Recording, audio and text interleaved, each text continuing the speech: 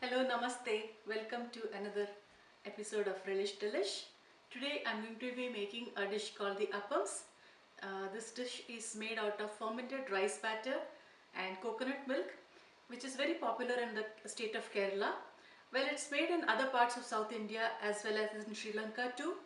I believe in Sri Lanka it's known as the rice hoppers, and I've got quite a few requests for making this recipe from my friends. So it's made in a chatti called this, a pan like this. Like you can see, it's rounded from the bottom and it's thin from the edges, and it will be the batter's put into this and covered, and it's cooked for about 2 minutes. So I will show you today how to make the appams, and this is how next we will see the ingredients for this recipe. Alright, in order to make the appams, this is what we'll need. I have here about 2 cups of raw rice. It's very important to use raw rice for this recipe, not to use boiled rice. Any kind of raw rice is good. Here I've used basmati. You can even use ponni rice or any kind of raw rice, as long as it's not boiled or anything else. And here's this has been soaked for about 5 hours, and I drained the water completely. So this has been soaked and drained rice. This is about 2 cups of coconut milk. Now you can use fresh coconut milk, or if you are not able to find fresh coconut, like I cannot find fresh coconut so easily here, I've used the tinned coconut milk. That's also absolutely fine. About 2 cups of coconut milk. Now this is about half a cup of cooked rice. Any type of cooked rice will do for this recipe. Here I have some warm water. What I'm going to do is, this is about half a cup of warm water, and I have half a teaspoon of yeast. Now this is very essential in making this recipe, like I said, and I'm going to add sugar. This is about 1 teaspoon of sugar. This has to be mixed properly.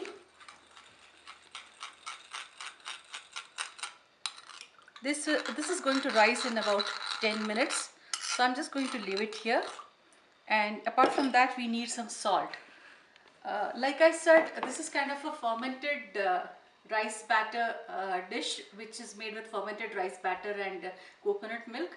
Earlier days, they used to use toddy to make this dish. And my ancestors in Kerala, my grandmother used to say, they used to make toddy. Toddy is a kind of wine which comes out of the sap of palm trees, date palms or coconut palms or any such palm trees.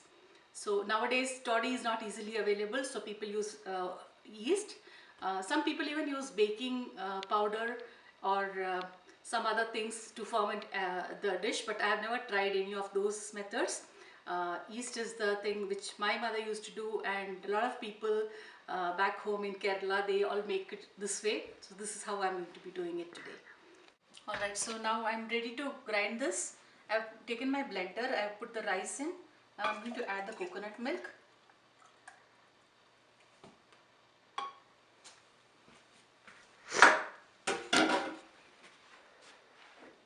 And like you can see, the yeast is fermenting now, so I'll just put the yeast in along with the cooked rice.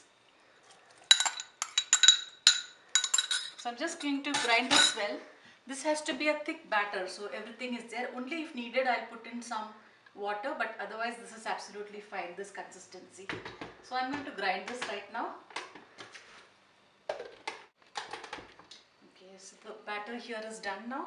So I'm going to pour it out into this container.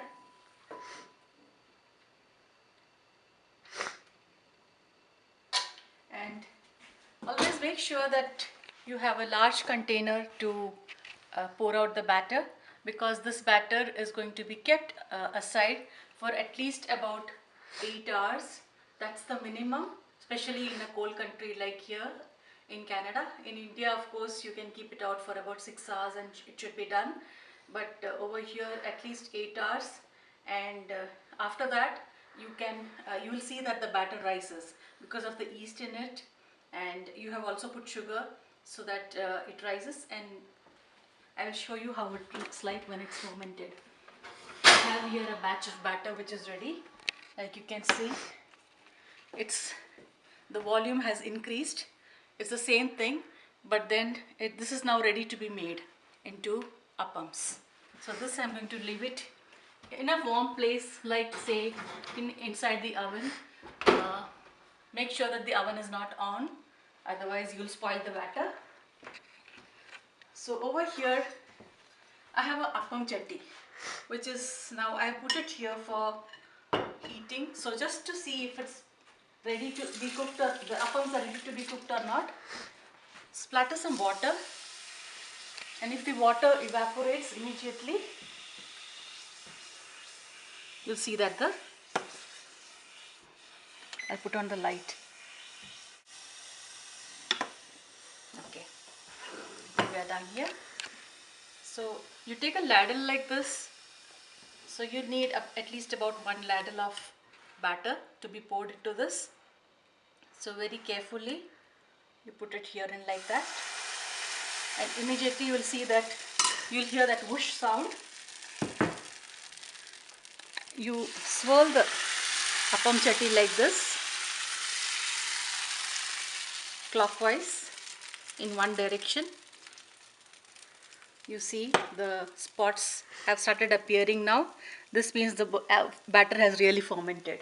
So now I'm going to close this appam chutney and leave it in here for about 2 minutes. In 2 minutes the appam should be ready, and then I'll show you how it looks like once it's done. Okay, so now as you can see, the appam is done. It's nice and golden from the edges, and it'll be fluffy from the end. You can see this is how the appams look like once it's done.